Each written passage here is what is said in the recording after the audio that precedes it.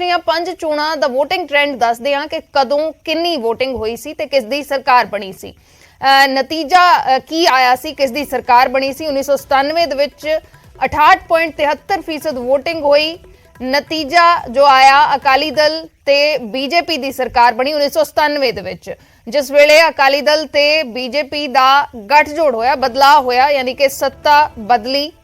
2002 दे विच voting percentage रही 62.14 ते बदलाव होया सत्ता दा ते कांग्रेस दी सरकार बनी। 2007 दे विच 76% वोटिंग हुई ते फिर सत्ता बदली, अकाली दल ते बीजेपी दी सरकार आई। 2012 दे विच अकाली दल दी सरकार, अकाली दल बीजेपी गठजोड़ दी सरकार बरकरार रही ते वोटिंग परसेंटेज सी 78.30 ते 2017 दे विच फिर तो सत्ता परिवर्तन हुंदा है, कांग्रेस दी सरकार बनदी है। वोटिंग परसेंटेज पिछले विधान सभा चोणां दी जे गल करिए 77.20% वोटिंग परसेंटेज रही सी। तां हुण अजे फाइनल अंकड़े दा इंतजार हो रहा है, लेकिन 5 बजे तक दा जो अंकड़ा इलेक्शन कमिशन ने दिता है उसके मुताबिक 5 बजे तक तकरीबन 70% वोटिंग हुई है।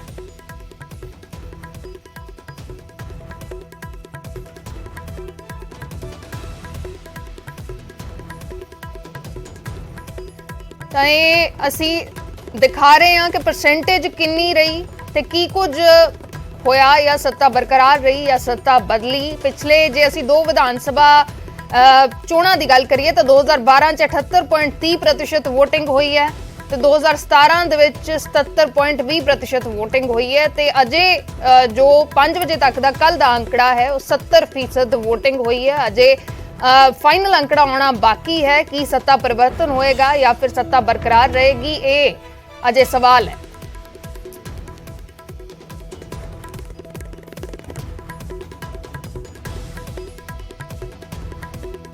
मुख्यमंत्री चरणजीत सिंह चन्नी ने चमकौर साहिब ते भदौड़ दोहां सीटां ते अपनी वड्डी जित दा दम भरिया है। नाल ही उन्होंने केजरीवाल ते भी तंज कीता है कि हुण लिख के देण किस दी हार होएगी। ज़्यादातर अपने क्षेत्र चमकौर साहब में रहा हूँ या भदौड़ की खबर आती रही है। 2 क्षेत्र से मैं इलेक्शन लड़ रहा हूँ जहाँ से मुझे कहा जा रहा था कि ये हार रहा है। मैं आपको ये अपने लिए, मेरे लिए खुशखबरी है, आपको भी खुशखबरी देना चाहता हूँ कि मैं दोनों क्षेत्रों से बड़े अच्छे मार्जिन से जीत रहा हूँ। बाकी पंजाब का अभी रिपोर्ट आएगी, चारों तरफ से पता चलेगा, सबसे बात करेंगे, फिर उसके बाद ही कुछ कह पाएंगे कितनी सीटें कौन जीत रहा है और कितनी बड़ी मेजॉरिटी से हम जीत रहे हैं या क्या स्थिति है। इसके बारे में अभी मैं कोई टिप्पणी नहीं कर सकता क्योंकि मेरे पास पूरी फीडबैक नहीं है। हाँ, ये है कि अच्छा उत्साह देखने को हर तरफ कांग्रेस के हक में मिला है।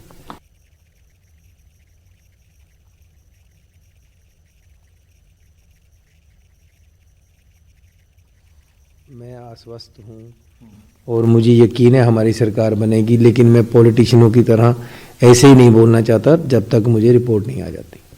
लेकिन सर जो आपकी उन्होंने अपनी प्रेडिक्शन कर दी है। अरे विरोधी पार्टियां, ये केजरीवाल क्या है यार, इस तो पहले भी कह रहा था कि मैं बुरी तरह हार रहा हूँ दोनों क्षेत्र से।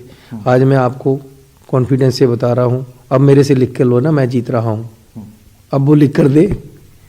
ये झूठा आदमी है, पहले झूठी बातें बड़ी बड़ी करता है, झूठे आरोप लगाता है, बाद में ख़त्म हो जाते हैं इसके और मुकर जाता है, माफ़ी भी मांग लेता है। कल को मेरे से माफ़ी मांग लेगा, इसका कोई इसका मतलब इखलाक से गिरा हुआ बंदा यार। वोटिंग तो बाद अकाली दल के प्रधान ते अकाली दल के सीएम कैंडिडेट सुखबीर सिंह बादल ने वोटरां का धन्नवाद किया है। उन्होंने लिखा है कि मैं पंजाब के लोगों का अपने जमहूरी हक की